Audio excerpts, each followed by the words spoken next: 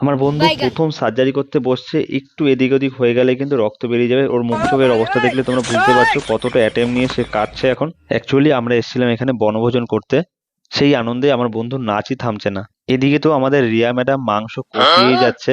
লাস্টে রিয়া হাঁপিয়ে গিয়ে আরেকজনের হাতে খুন্তি তুলে দিল, সেও প্রায় 1 ঘন্টা ধরে নাড়িয়ে যাচ্ছে দেখছি। আদতে আমি বুঝতে পারছি না এটা মাংস না পাথর কষাচ্ছে। এদিকে আমার বন্ধুর এখনো সার্জারি হলো না, সে বেগুন কেটেই যাচ্ছে। খিদা সহ্য না করতে পেরে এই ভাইয়ের মির্গির ব্যারাম উঠে গেছে। অনেকক্ষণ ধরে চামড়া চুটির গন্ধ শুকানোর পর তার নৃত্য থামে। তার এই ভয়ানক নৃত্য দেখে ড্যান্স বাংলা ড্যান্সে সে চান্স পেয়ে যায়। এইদিকে আমাদের পায়েল দিদিমণি তার বাচ্চার সাথে নিচে সে তার নিজের খিদাটাও বাড়িয়ে নিচ্ছিল। খিদের জ্বালায় থাকতে না পেরে পাশের নদী থেকে মাছ ধরে নিয়ে এসে 3 বান্ধবী মিলে মাছ ভাজতে শুরু করে। গিয়ে দেখি কড়াইতে তেল ছাড়া মাছ ভেজে যাচ্ছে। এক কড়াইতে 3 রাঁধুনিকে দেখে পাড়ার কাকিমারা সব জড়ো হয়ে গেল। এদিকে চলছিল ড্যান্স কম্পিটিশন, একদিকে পাঞ্জাবি সং, একদিকে র‍্যাপ সং। তোমরাই বলো যে কার নাচটা বেস্ট হয়েছিল, কমেন্টে জানাও। তো আমরা এখন পিকনিকে খাওয়া দাওয়া করি, আর তোমরা সাবস্ক্রাইব করো।